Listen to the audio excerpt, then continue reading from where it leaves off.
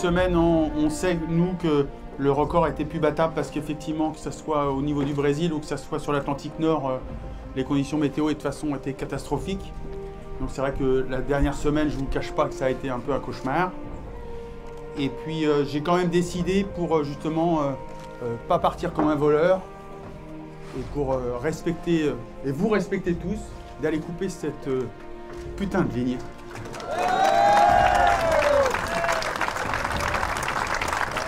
Et puis après, une fois que la ligne était coupée, j'avoue que j'ai explosé tout seul dans mon bateau. J'ai hurlé tout seul, voilà. Et puis je suis arrivé le long du Stif et la mer était toute plate et j'ai retrouvé les 3 gars qui m'ont accompagné pour ramer le bateau.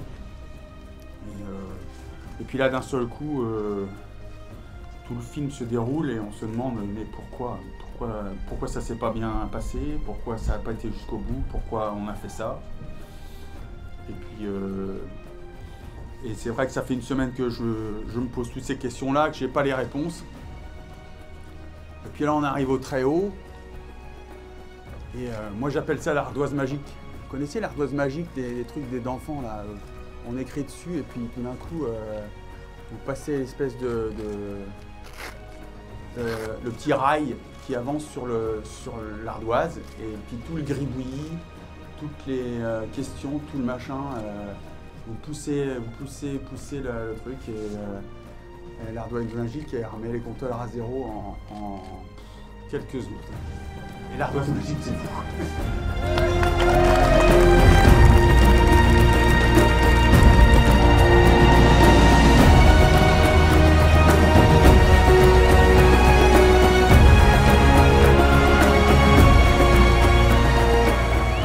Fier d'avoir comme ça un projet qui a autant d'âme.